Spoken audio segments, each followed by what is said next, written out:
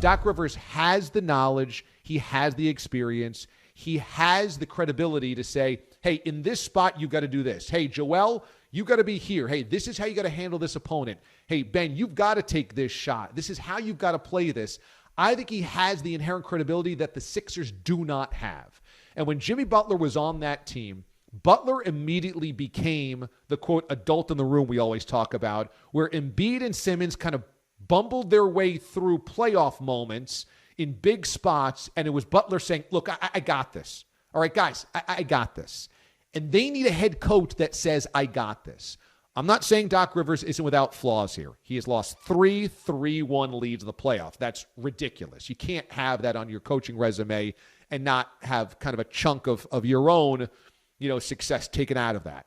So that's on Rivers. Doc couldn't get it done in L.A.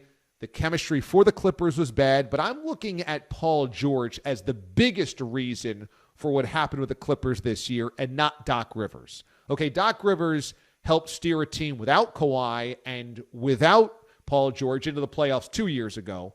And in the Clippers' history, he has 4 of the 5 most successful seasons in their franchise's history. I don't think what happened last year was on Doc Rivers. Do I think the Sixers are going to win an NBA championship with Embiid, Simmons, and Doc? I do not. I don't think it can get there because I don't think Ben Simmons and Joel Embiid are the types of guys that can get you there.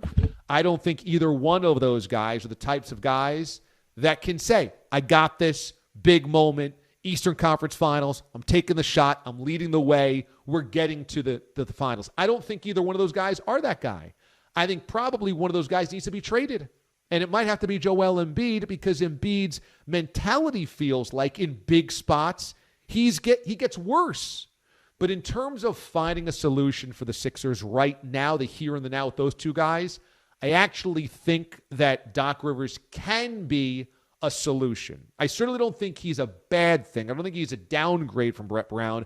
He's a potential solution because if you need an adult in the room to say, Ben, you've got to do this. Joel, you've got to do this. This is how you have to work together.